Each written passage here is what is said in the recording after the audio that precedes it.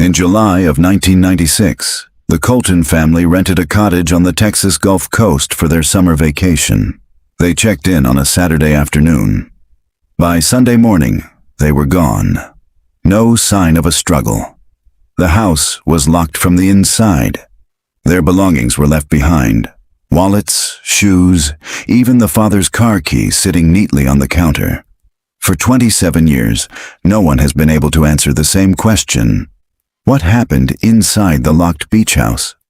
Tonight, we open the case file again.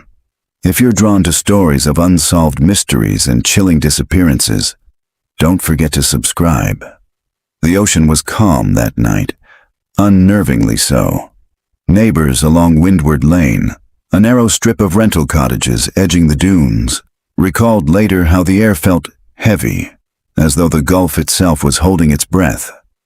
The Colton's cottage, number 7, was lit warmly from within. A beach towel fluttered lazily from the porch railing. A citronella candle smoldered on the deck table, and soft laughter drifted through the salt air. By morning, silence. At 8:15 a.m., a cleaner hired by the rental agency arrived to tidy up after the family's first night. She found the sliding glass door locked from the inside. Curtains drawn. Car parked out front. Knocking brought no answer. When she finally used her passcode to enter, the cottage looked lived in. 4 bowls of cereal half-eaten at the table, a Monopoly game abandoned mid-play. 2 beach chairs still sandy by the door. Upstairs, beds unmade. In the bathroom, damp towels hung over the rail. But the family of 4, Daniel and Marissa Colton, and their children, 11-year-old Kayla and 7-year-old Peter, were gone.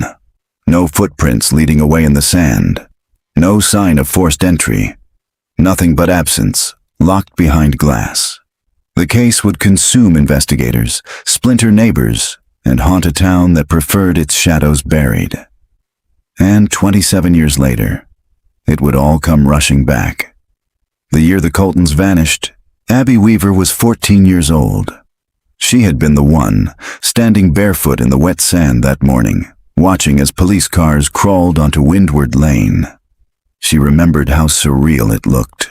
Those flashing blue lights against pastel-painted cottages, against surfboards propped against porches.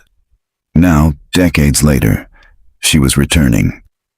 The drive down from Austin was longer than she remembered. Highway 71 gave way to flat coastal grasslands, where herds of cattle grazed under the endless blue dome of Texas sky. She hadn't been back in nearly 15 years. Not since she left for college and swore she'd never again be swallowed by the same town where her childhood friends had vanished in the night. But now, at 37, she had agreed to a feature article. Cold Coast, Unsolved Disappearances of the Gulf. It was supposed to be her professional comeback. One more investigative piece after years of freelance stagnation. Abby tightened her grip on the steering wheel as the salt air thickened, announcing her approach to Gulfside. The town hadn't changed much, at least from what she could see. A tangle of bait shops, aging seafood shacks, neon bars that flickered against the humid twilight. The rental cottage was still there too. Cottage 7. Faded green paint peeling in strips, deck boards warped, curtains drawn. It was privately owned now, rented only sparingly, but locals still called it the Colton House. Abby parked and cut the engine. For a moment, she just sat there, listening to the ocean beyond the dunes. It sounded exactly the same. That was the unsettling part. How the sea could stay constant while everything else changed. A voice startled her. "You're Weaver's girl, aren't you?" She turned to see a man leaning on the hood of an old Ford truck. Mid-60s, broad shoulders, face seamed with sun and salt. Sheriff Bill Hammond. He'd been deputy back in '96, one of the first to walk through the locked sliding door. "Abby," she said, stepping out of her car. He nodded, studying her with wary eyes. "Back to stir ghosts?" "I'm writing," she said carefully. "About what happened here." His expression tightened. "Then you'd best understand." Not everyone wants that story dug up. Some folks here learn to live with silence. You come kicking at it, you might not like what crawls out. Abby met his gaze. Sheriff, I watched my friends disappear from the world without a trace. Silence isn't good enough anymore. For a moment, only the crash of waves filled the distance between them. Then Hammond sighed, pushing off the truck. You want to start? He asked. I'll tell you how it looked the morning we found nothing. Sheriff Bill Hammond's memory was sharp. Sharpened perhaps by the kind of guilt that never dulled. He leaned against the rail of Cottage 7's weathered porch as Abby switched on her recorder, the red light glowing between them. You want the morning? He asked, his gaze fixed on the horizon. Yes, as much detail as you can. He nodded slowly. All right then. July 14th, 1996. Rental cleaner calls us at 8:15. Says the house is locked. Family's car still out front. But no answer. I was deputy then. Sheriff at the time was Alan Burrows, but he was upstate that weekend. So it was me and 2 uniforms who rolled in first. Abby glanced at the sliding door. The glass was clouded with age, but she could still imagine the scene. Sunlight slanting across the deck, the faint smell of salt and mildew. We punched in the rental code and stepped inside. First impression? Normal. Family normal. Kitchen counter had a half-drunk pot of coffee, a cereal box open, spoons still in the bowls. TV remote on the couch arm. Nothing broken, nothing scattered. And quiet. He rubbed a hand across his weathered jaw. The kind of quiet that doesn't belong in a place where kids slept the night before. Abby scribbled notes even though her recorder caught every word. No footprints leaving. Not a one, Hammond said. That's what shook us most. Morning tide had rolled in around 6. The sand should have shown tracks if they'd gone walking before that. But from the back deck to the dunes, it was smooth as silk. Like the beach had erased them. Windows? Locked. Everyone. From the inside, Abby felt a prickle of the same unease she remembered from childhood whispers, the idea of a family vanishing into thin air, leaving cereal spoons mid-stir. What did you do next? Called in county. Forensics, what passed for it back then. They dusted, they swabbed, they came up empty. No prints outside the families, no signs of forced entry. Car was untouched. Keys on the counter like Daniel Colton had just set him down. He paused, eyes narrowing at memory. But upstairs, in the kids' room, I noticed something. 2 beds, both unmade. But Peter's pillow, it was damp, like someone had been crying hard into it. The detail clung to the air between them. Abby swallowed. Did you follow any leads? Everyone we could invent, Hammond said grimly. Boats offshore, drifters, jealous patients from Daniel's dental practice, runaway theories, abduction theories, cult theories. Neighbors swore they heard nothing, except one woman 2 cottages down claimed she saw a man standing on the Colton porch at midnight. Said he wore a hat. Couldn't see his face. Abby felt her pulse quicken. A stranger? Or a neighbor, Hammond said. Place was full of rentals. Folks drifted in and out. Nobody kept track. And what about the family themselves? He hesitated. That's where it cut deep. Daniel was solid. Marissa too. But we started hearing whispers about marriage strain. Money troubles. Folks suggested maybe they walked away. Walked away? Abby repeated, her tone edged. From their kids' cereal bowls, from their shoes by the door. That's what I said, Hammond muttered.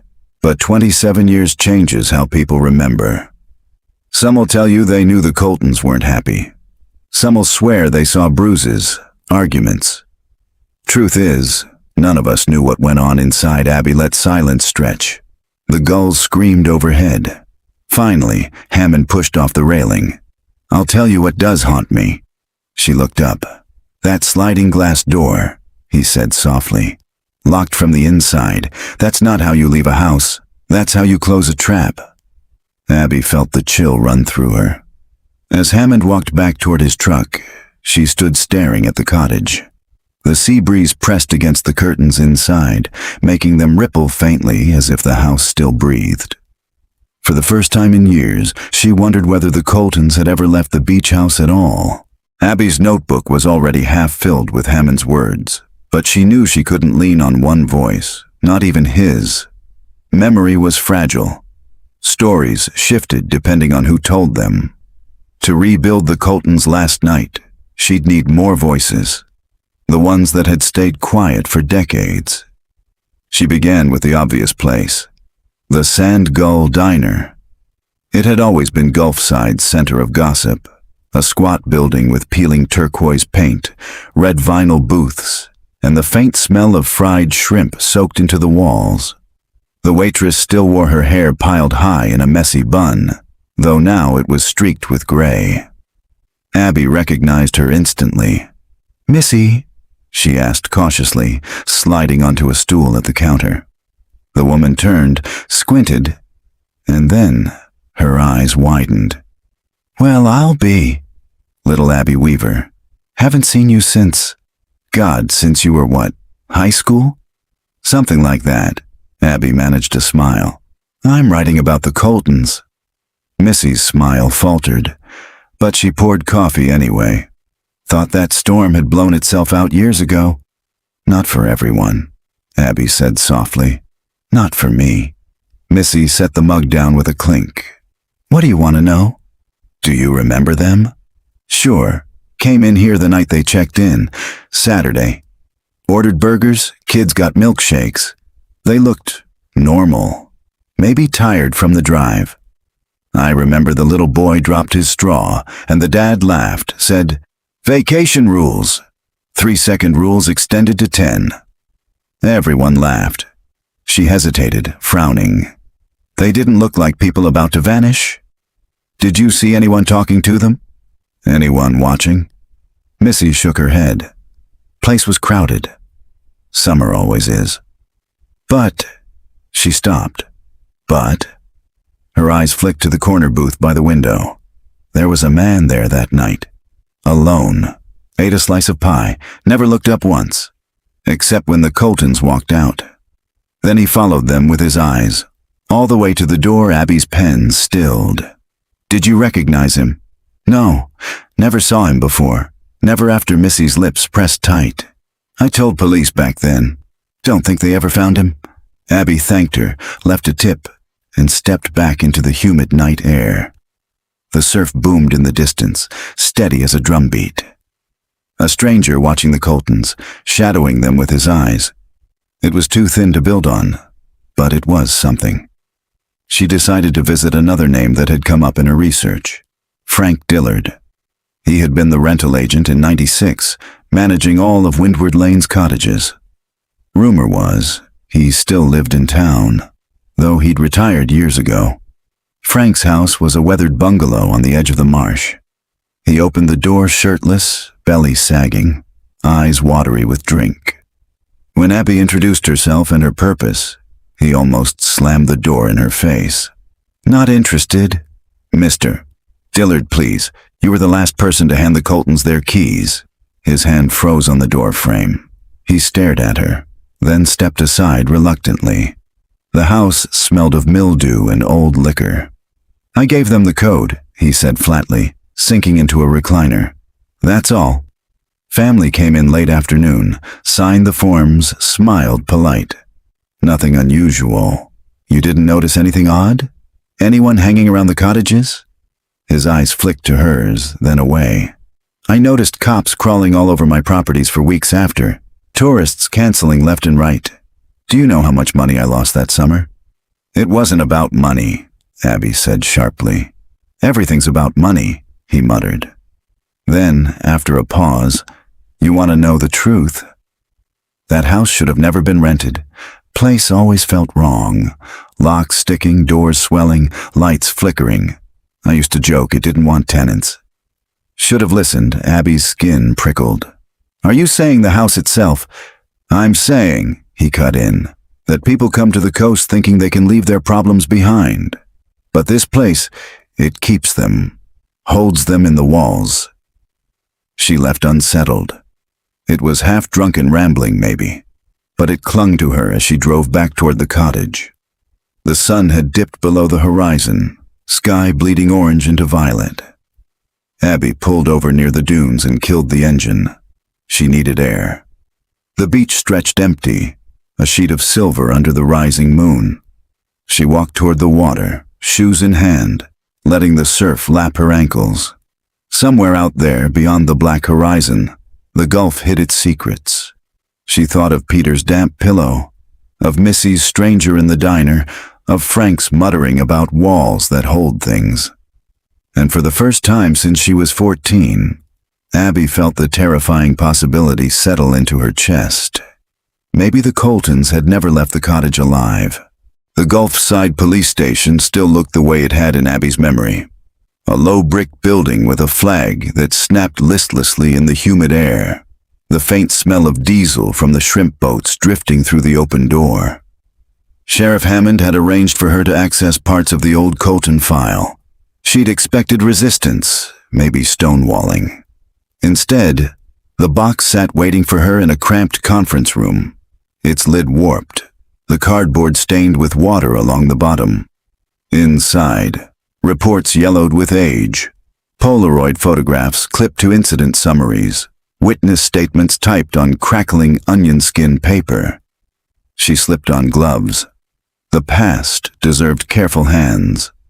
The first photos were of the house, kitchen counter, the cereal bowls, spoons still inside, a Monopoly board, dice mid-roll.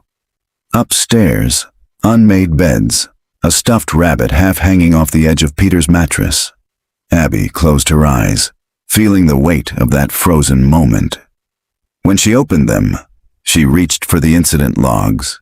July 14th, cleaner reports house locked. July 15th, canvass of Windward Lane rentals. Notes of no unusual activity, except for a woman named Agnes Wilcox, who claimed she saw a man in a wide-brimmed hat on the Colton porch. The report dismissed her. Vision impaired, unreliable witness. Abby frowned. Agnes Wilcox. She remembered that name. Agnes had been the eccentric older woman who collected seashells in buckets, who shouted at kids to stay off her stretch of sand. Everyone had laughed at her, called her the town crank. But Abby remembered Agnes clearly, standing barefoot in her floral dress, pointing at the Coltons' cottage and whispering, "He's there at night, watching." She scribbled notes, frustration prickling. The police had brushed Agnes aside because she was strange. Strange didn't mean wrong. Further into the file, Abby found the autopsy reports, blank. No bodies, no autopsies, just a line stating, presumed abduction. Status, missing persons. She flipped through until she found the neighbor interviews. One caught her attention. A couple in Cottage 5, staying with their teenage son, reported waking around 2 a.m. to what they thought was thunder. Later, they weren't sure, said it might have been a door slamming. The officer's note read, "Coastal storms common." Possibly when Abby clenched her pen. Convenient dismissal. Then came the interview with Missy from the diner. She had mentioned the lone man at the booth, but here in the transcript, the officer wrote only, patrons described family as cheerful. No suspicious persons noted, no mention of the man. Abby sat back, pulse racing. The inconsistencies weren't subtle, they were glaring. Either sloppy police work or deliberate omission. The door creaked open. Hammond stepped in, carrying 2 styrofoam cups. "Thought you might need coffee." "Thank you," Abby said, voice tight. "But Sheriff, did anyone actually want to solve this case?" He blinked at her. "What's that supposed to mean?" She pushed the transcript toward him. "Missy told me she reported a man in the diner. It's not here. Agnes Wilcox said she saw someone on the porch, labeled unreliable. Another couple reported a slam in the night, dismissed as weather. How many details had to be ignored before this whole thing was stamped unsolvable?" Hammond's jaw tightened. "You weren't there. You don't know the pressure, then tell me." He set his cup down, sat heavily. Tourist town, summer season. 4 people vanish in a locked house, and suddenly every rental's empty. Restaurants closing, livelihoods gone. County was breathing down our necks, telling us to keep panic down. Burroughs, the sheriff then, made the call. We worked the case, but we didn't amplify it. Didn't chase every shadow, because shadows make headlines. So you let it fade, Abby whispered. He didn't answer. Her anger flared, but underneath it, grief tugged. Kayla had been her best friend, her partner in whispered beach walks and stolen sodas. Abby remembered the girls' bracelets, cheap plastic ones that clicked on her wrist as they played in the sand. She remembered promising, "We'll always find each other, no matter what." But she hadn't. Abby shut the file box, forcing the memory down. "I want to see Agnes," she said finally. Hammond looked startled. "Agnes Wilcox?" "She's still alive, but—" He shook his head. "She's not well." "Where does she live?" He hesitated, then sighed. "Old trailer park by the causeway. You'll smell it before you see it. Just don't expect much." "She talks in circles. I'll take circles over silence," Abby said, rising. As she carried her notes out of the station, the evening sun bled across the horizon. The case file weighed heavy in her arms, but heavier still was the realization forming inside her. Someone had buried the truth about the Coltons, and if the town had helped shovel sand over it, then digging it up would mean more than stirring ghosts. It might mean exposing the living. The trailer park lay just past the causeway, tucked between salt marsh and scrub grass. Rusted trailers slumped in crooked rows, their aluminum skins pocked with corrosion. A few had flower pots on their steps, attempts at cheer against the smell of brine and rot. Abby eased her car onto the gravel, dust pluming behind her. Kids on battered bikes paused to stare, their eyes sharp with suspicion before vanishing around a corner. Agnes Wilcox's place was easy to find, the one with strings of seashells dangling from the eaves, clacking in the humid wind. A faded sign nailed to the door read, "Keep out, God is watching." Abby climbed the steps and knocked. The door opened just wide enough for one pale blue eye to peer out. "Who are you?" "My name is Abby Weaver. I'm writing about the Coltons. People told me you might know something." The eye blinked, suspicious and quick. "Journalists always come too late." "I grew up here," Abby said quietly. "I was Kayla's friend." The door creaked wider. Agnes Wilcox stood in the shadows, wiry frame wrapped in a faded nightgown, her gray hair wild. Her face was lined but alert, sharper than Abby expected. "You'd better come in," Agnes said, "before the gulls tell them you're here." Inside smelled of seawater and mildew. Newspapers were stacked waist-high, covering every surface. Seashells lined the windowsills, arranged in strange patterns. A portable fan hummed in the corner. Agnes sank into a chair, gesturing for Abby to sit on a crate. Her eyes darted constantly toward the window. "You were the only one who said you saw someone that night," Abby began gently. "On the Coltons' porch." Agnes's lips pressed tight. "I saw him more than once." "Who was he?" "A man in a hat, wide-brimmed like a fisherman's. He came at night, always after midnight, stood on their porch. Sometimes he'd press his hand against the glass, like he was testing it." Abby shivered. "Did he go inside?"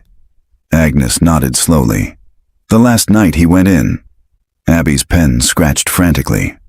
"You're sure?" "I watched from my window. Everyone laughed at me, said I was crazy, but I know what I saw. He went in. And when he left, he wasn't alone." The words hung in the air. Abby leaned forward. "Who was with him?" Agnes's gaze darted to the shells on the sill, then back. "The little boy?" "Peter, his hand in the man's hand, quiet as a shadow." Abby's pulse hammered. "And Kayla, the parents?" Agnes shook her head. "Never saw them again." Just that man, and the boy. Abby struggled to steady her breathing. Why didn't the police believe you? Because I collect shells. Because I shout at children. Because I know gulls talk. Agnes's voice cracked. They called me unreliable. But I know he took the boy. For a moment, Abby saw not madness but grief etched in Agnes's face, raw and unhealed. She swallowed. Do you know where they went? Agnes's eyes grew distant. Sometimes I hear him still, at night when the tide's high. A man whistling, low and flat, the same tune, over and over, and I think he's calling someone. Abby felt her skin crawl. What tune? Agnes hummed, halting, a simple rising and falling pattern, childlike, almost a lullaby. Abby recorded it, heart racing. Suddenly Agnes grabbed her wrist with surprising strength. They'll come for you if you dig too deep. Same as they came for them, Abby tried to steady her voice. Who, Agnes? Who will come? Agnes's eyes bored into hers. The ones who keep the locks. The phrase chilled Abby more than the gulls screaming outside. She thanked Agnes and left, though her hands shook on the wheel as she pulled away. The sky had darkened, storm clouds boiling offshore. Abby replayed the recording of the hummed tune over and over until it burrowed into her mind. A man in a hat, a hand against the glass, a boy led away in silence, and a phrase that sounded less like madness, more like a warning. The ones who keep the locks. The storm broke just before dawn. Abby lay awake in her motel bed, the ceiling flashing with each strike of lightning, rain pelting against the glass. She had left her recorder running, replaying Agnes's tune again and again until it threaded itself through her dreams. A man in a hat. A boy's hand in his. The ones who keep the locks. By the time the storm drifted inland, Abby sat at the small desk, her laptop open. The motel's Wi-Fi sputtered but held. She typed into the search bar, Gulf Disappearance's wide-brimmed hat. It was a long shot. But in true crime, patterns lived in the margins. Within an hour, she had half a dozen local news clippings from the 1980s and 90s. A missing girl in Corpus Christi, last seen near a boardwalk arcade. A woman in Port Aransas, vanished on her walk home from work. And a fisherman in Galveston who swore he'd seen a man in a hat standing by the pier at midnight, whistling. Her pulse quickened. The descriptions varied, sometimes a straw hat, sometimes felt, always wide-brimmed, always at night. She cross-referenced the dates. 3 of the disappearances clustered within the summer of '94, another in '96. The Coltons. It could be coincidence. Coastal towns were full of drifters, hats, shadows. But something in Agnes's certainty, in her trembling voice, gnawed at Abby. She closed her eyes and remembered Kayla.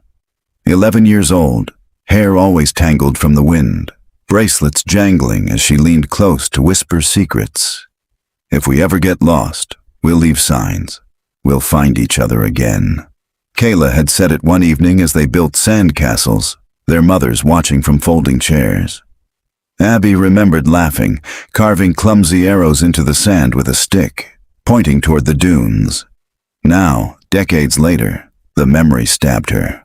What if Kayla had tried to leave a sign that night? What if no one had looked hard enough? Abby shoved back from the desk, unable to sit still. She drove through streets still slick with rain, toward the library. The Gulfside Public Library smelled of damp carpet and old paper. The librarian, a quiet man with a hearing aid, barely looked up as Abby spread clippings across a table. She scanned the microfilm machine, scrolling through reels of local papers from 1996.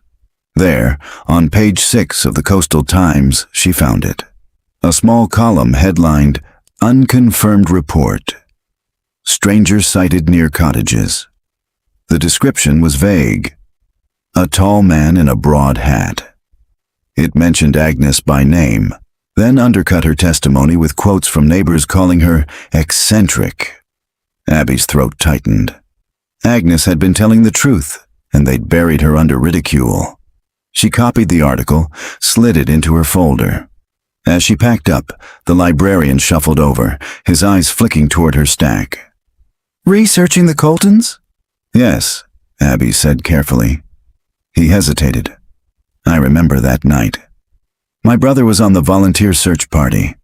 They combed the dunes for hours, found nothing. But he told me later."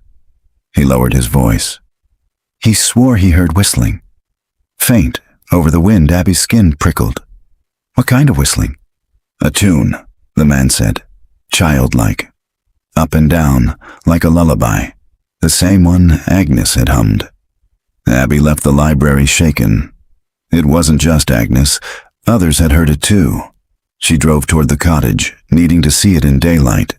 The sky had cleared, the sea a glittering sheet of turquoise. She stood on the porch, recorder in her pocket, staring through the glass at the empty interior. For a moment she thought she heard it, faint, almost lost in the crash of waves. A low whistle, rising and falling. Her breath caught. She spun, but the beach lay empty. Only gulls wheeled above. Her rational mind screamed a coincidence. The other voice, the one shaped by Kayla's laughter and absence, whispered that something older, darker, had lingered here all along. Abby sat on the steps until the sun dipped low, the tide creeping up the sand.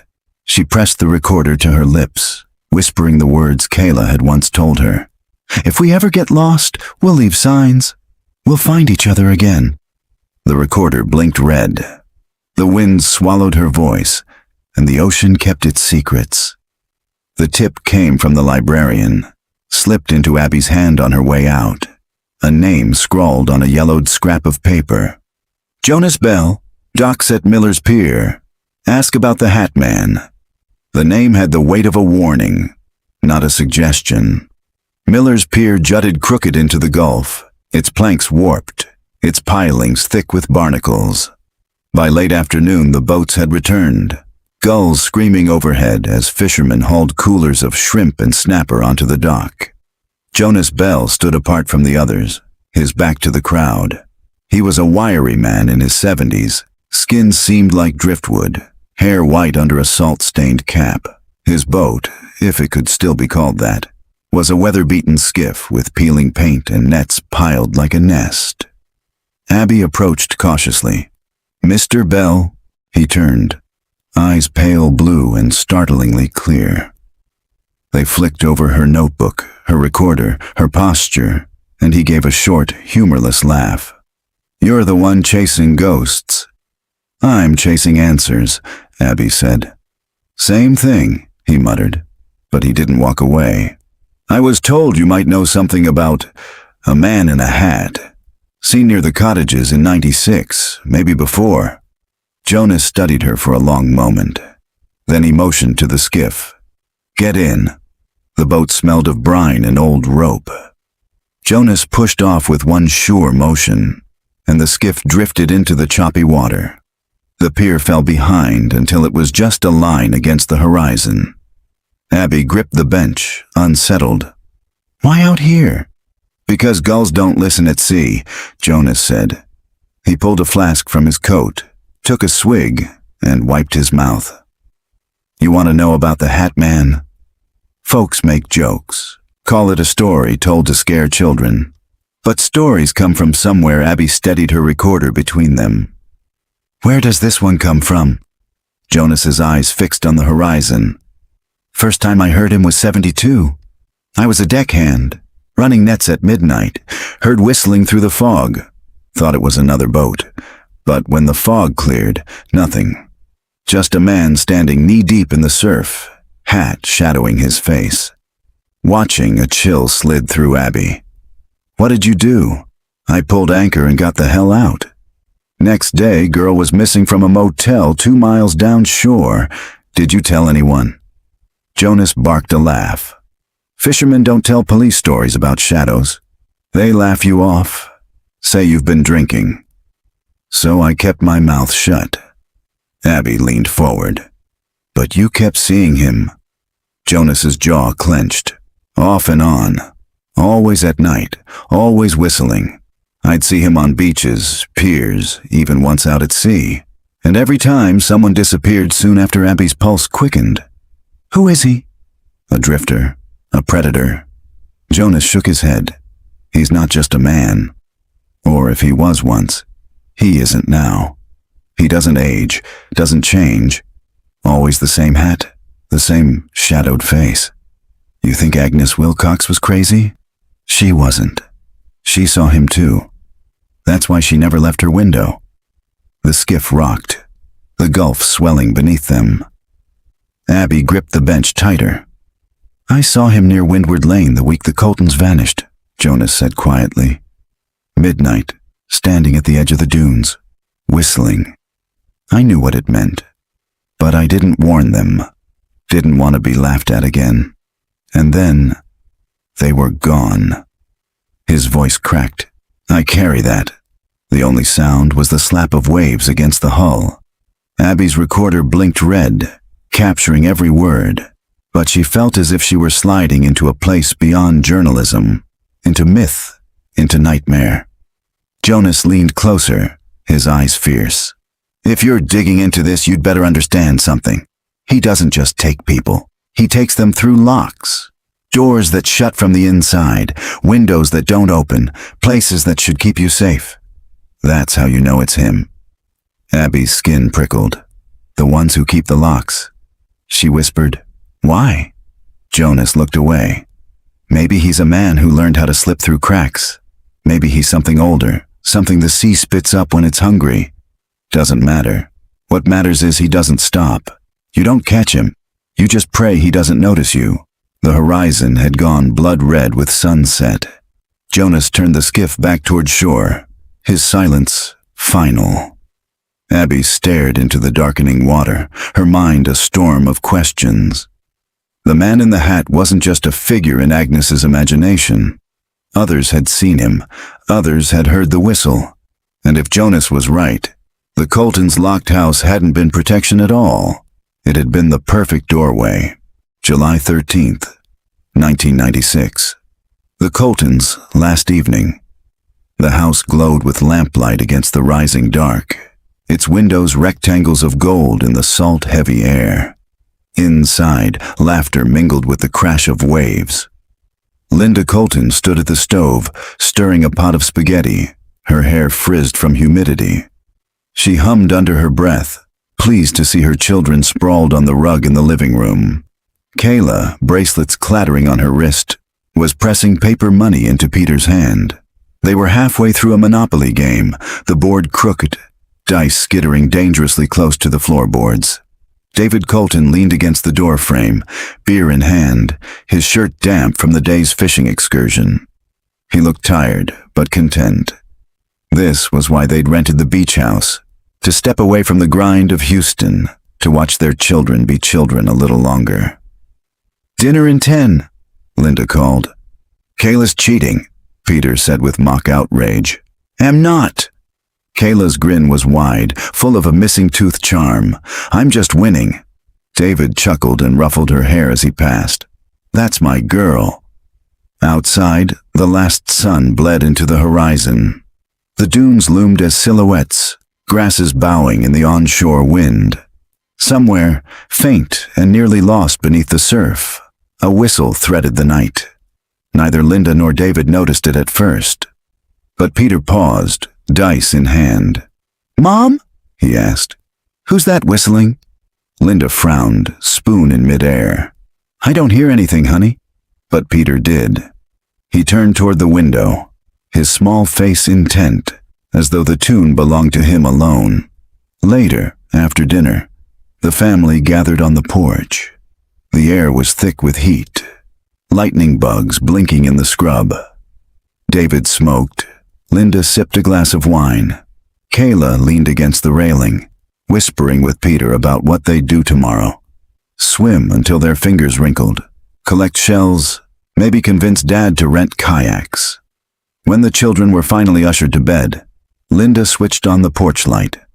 The beam cast a pale cone into the sand. For a moment, A shape flickered at the edge of it. Tall. Still. A hat brim wide enough to hide a face. Linda blinked, and it was gone. She shook her head, telling herself it was just a shadow, a trick of light. Upstairs, Peter whispered to Kayla. I heard it again. The whistling? He nodded. Kayla pulled the blanket higher. Don't tell Mom.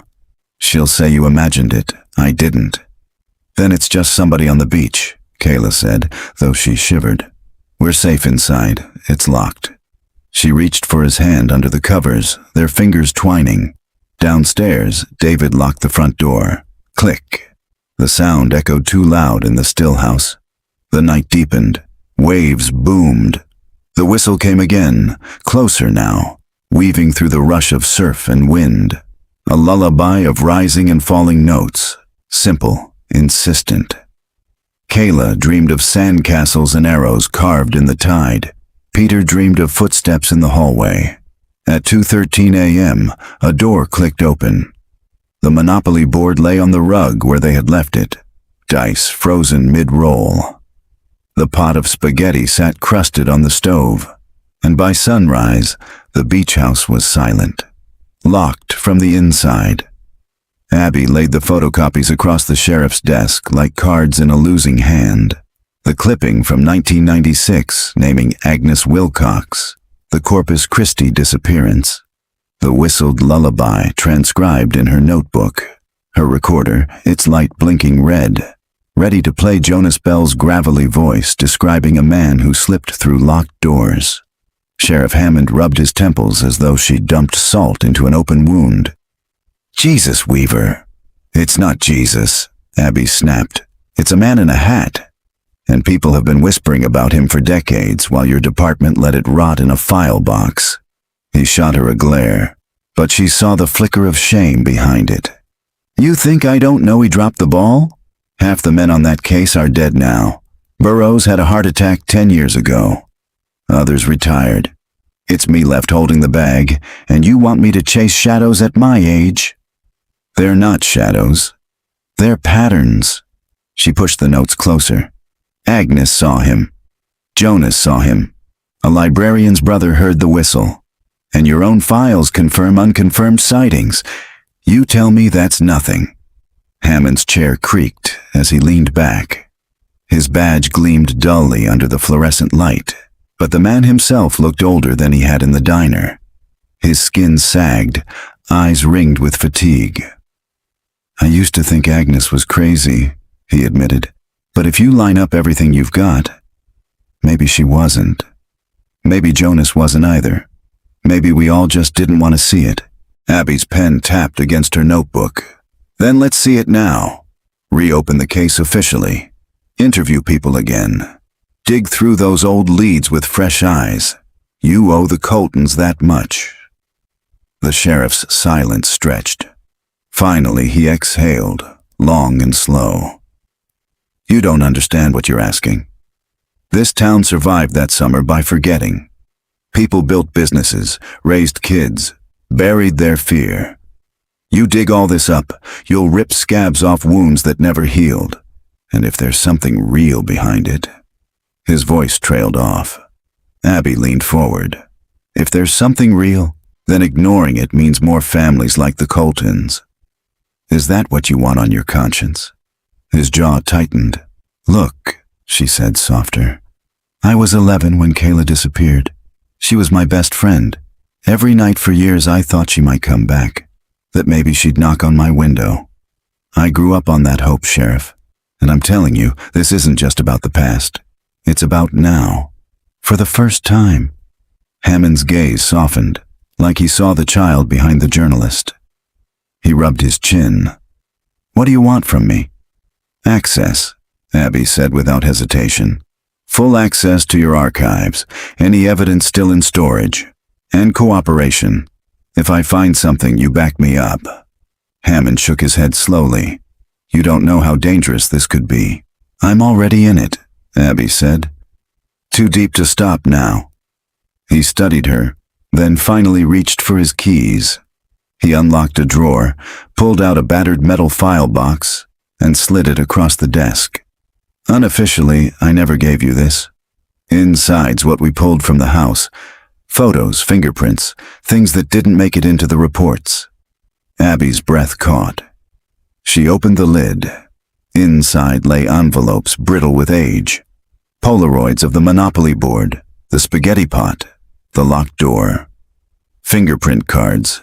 And at the bottom, a plastic evidence bag containing something Abby hadn't expected.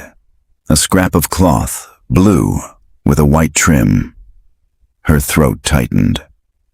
This was found under the sofa, Hammond said. We assumed it was Kayla's. She was always carrying little purses, wasn't she? Abby's chest constricted. She remembered the bag, remembered Kayla showing it off on the beach. This is it.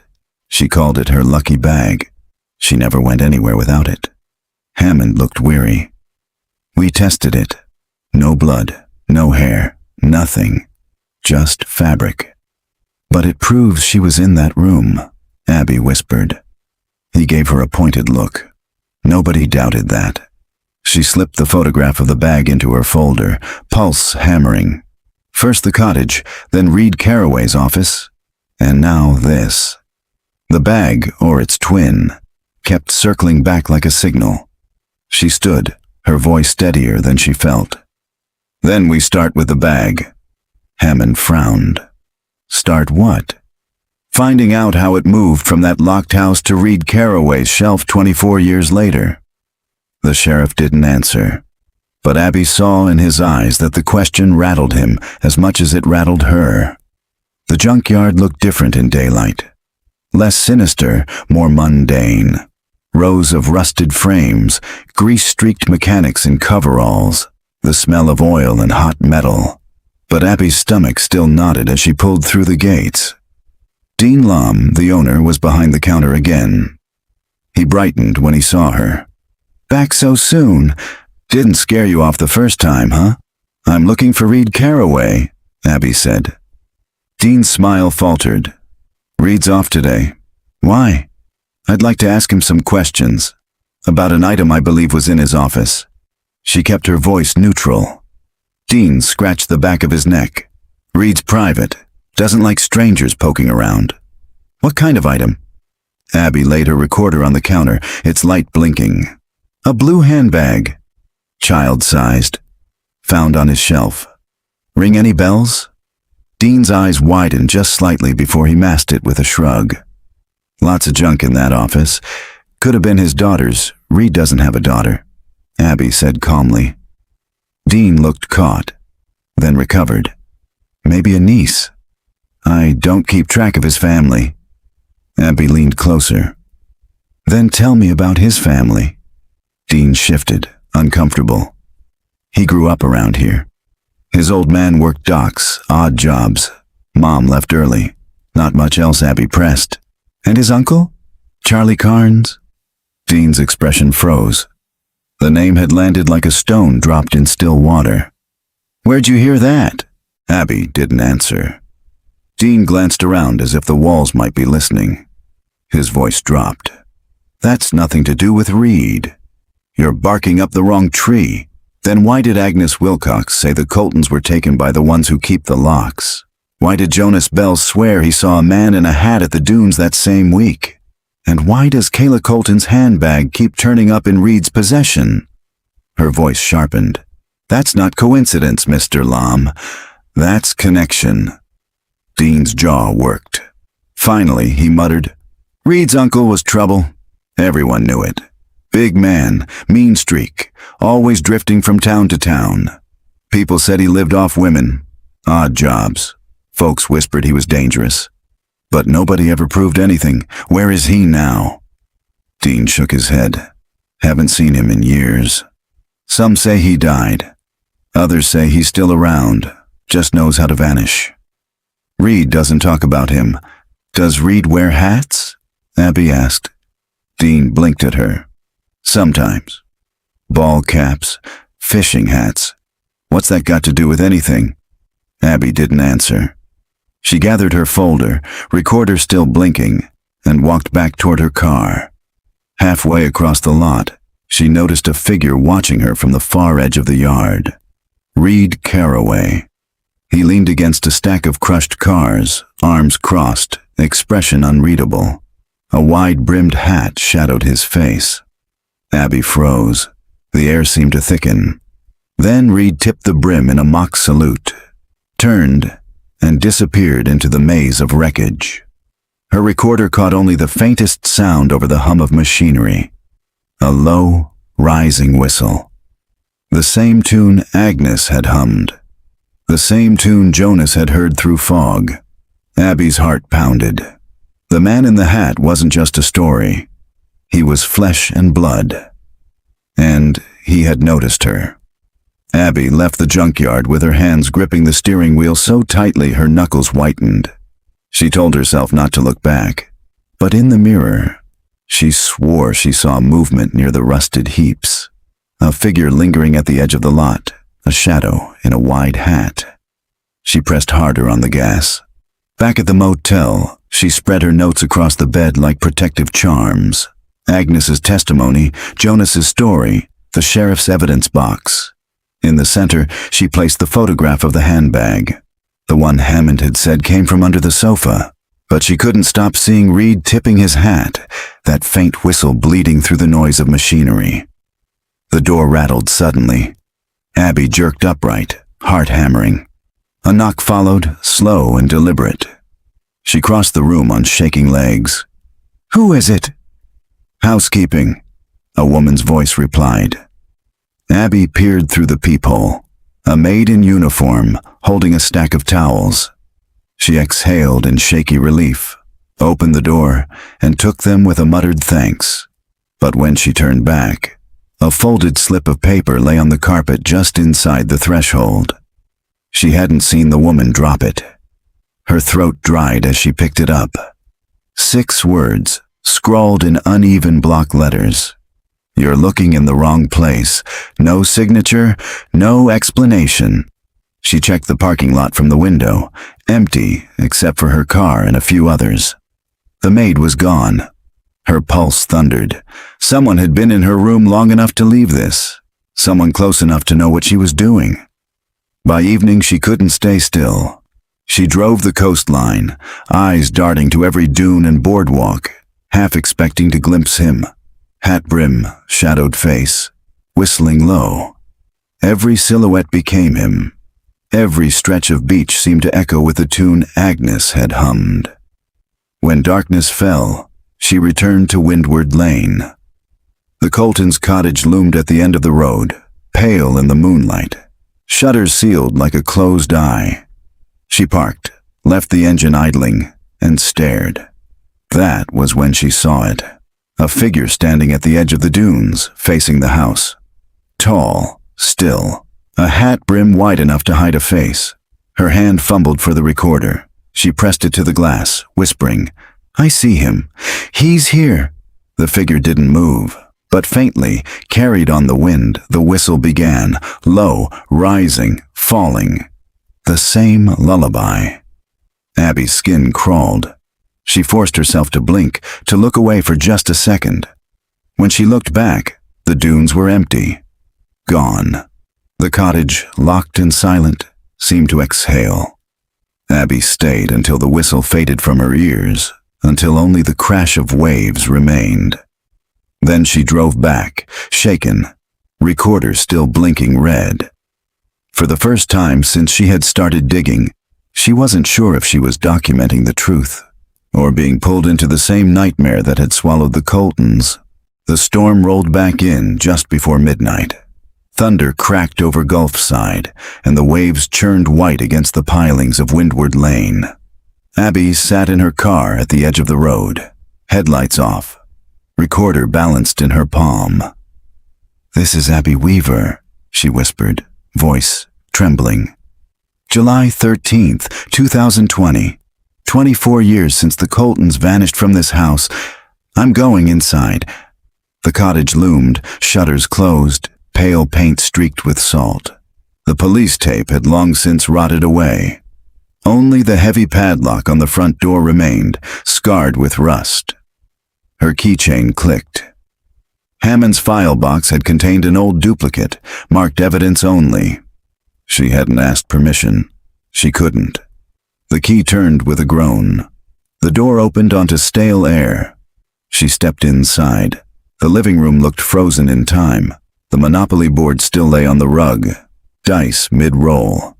The pot on the stove, now crusted into rust, sat where Linda Colton had left it. Dust lay heavy over everything, as if the house itself had been holding its breath for 2 decades. Abby whispered into her recorder. The interior is preserved. Nothing touched. Her flashlight beam skimmed the sofa, the kitchen counter, the staircase. Every creak of the floorboards seemed magnified. Upstairs, the children's room waited. She paused at the threshold. 2 twin beds, one with blankets still twisted, as if a child had risen in the night. Her throat closed. Kayla's hairbrush sat on the dresser, brittle strands still caught in its teeth. She crossed to the window. Locked. She tested the frame, stuck tight. Every window in the house was the same, Hammond had told her, sealed from the inside. So how had the Coltons vanished? Behind her, the whistle began, soft rising and falling. Abby spun, flashlight jerking across the empty room. Nothing, only her own breath rasping in her throat. She gripped the recorder. The whistle is inside. Downstairs, a door slammed, her blood iced. She crept to the landing, heart pounding.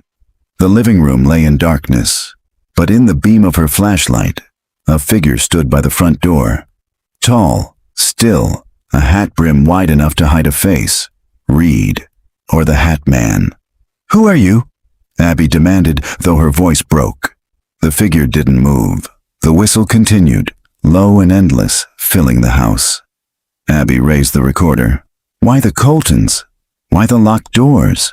For a heartbeat, silence.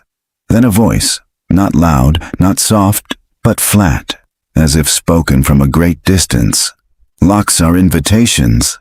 Abby's skin prickled. "Where are they?" she whispered. The figure tilted its head. "Behind the walls." Always behind the walls, she dared a step closer, flashlight trembling. "Kayla Colton was my friend. Where is she?" The whistle cut off. The figure lifted a hand, pointing toward the staircase wall. Abby swung the beam. The paneling looked ordinary, pale wood, warped with age. But one section bore faint scratches, like fingernails. She crossed the room in a daze, pressed her hand to the panel. It shifted, a hidden seam. Her breath caught. She shoved, and the panel creaked open onto darkness. A narrow space between the walls, stale air rushing out. Inside, shelves lined with objects. A child's shoe, a broken watch, toys, trinkets, relics of lives interrupted. And in the center, a small blue handbag, its clasp tarnished, white trim smudged with dust. Abby's knees buckled. Kayla's. Her hand shook as she reached for it. Behind her, the whistle resumed. Louder now. Close. She spun, but the figure was gone. Only the front door stood ajar, rain blowing in. Abby clutched the handbag to her chest, recorder still blinking. The cottage creaked, sighed, as if settling back into silence. She whispered into the recorder, her voice breaking. Found it. Evidence hidden in wall. Objects from other victims. The Coltons, they didn't leave. They were taken. Through the locks, thunder cracked overhead. She fled the house, rain lashing her face, the whistle echoing in her ears long after she slammed the car door shut. When she looked back, the cottage windows glowed faintly, as if someone inside had lit the lamps again. Watching. The news broke the next morning. Cold case evidence found in Windward Lane Cottage scrolled across local broadcasts. Reporters gathered outside the police station, cameras flashing as Sheriff Hammond gave his first statement in years about the Colton disappearance. In a previously concealed compartment, he read stiffly, investigators recovered personal belongings believed to be associated with the Colton family and possibly other missing persons. The discovery reopens the 1996 case. We ask anyone with information to come forward. He did not mention the whistle. He did not mention the man in the hat. Abby watched from the motel, Kayla's handbag resting on the bed beside her. The officers had taken it for evidence, but she had photographed it, every angle, every thread. Her recorder sat on the nightstand, its light dark now. She had replayed the voice over and over. Locks are invitations. The words had come from nowhere and everywhere at once, caught in her microphone, seared into her ears. She had handed it to Hammond, watched his face pale as he listened. He didn't deny it, but he didn't acknowledge it either. By evening, the media had already spun the story into a triumph. Breakthrough after 24 years. Closure for grieving family. Sheriff praised for persistence. But Abby knew it wasn't closure. The handbags, toys, trinkets in that wall were not accidents. They were trophies. And the figure in the doorway, the shadow in the hat. He hadn't been caught. He had simply stepped aside, letting her glimpse what he wanted her to see. That night, unable to sleep, Abby drove to the beach. The storm had passed, leaving the sand damp and the sky washed clean. She sat at the edge of the surf, recorder in her lap, handbag photo clutched in her hand. She whispered, "Kayla, I found it. I found you." The waves answered, rolling dark and endless. For a long time, she sat in silence, until she heard it again, faint, threading through the roar of the water, so low she might have imagined it. The whistle. The same lullaby, carried by the wind, rising and falling, endless. Abby gripped the recorder, her pulse quickening. She could run. She could leave Gulfside forever, bury her notes, bury the sound. Or she could follow it. The tune drifted down shore, toward the line of darkened cottages. One by one, their shutters opened in the breeze, as though unseen hands had turned the locks.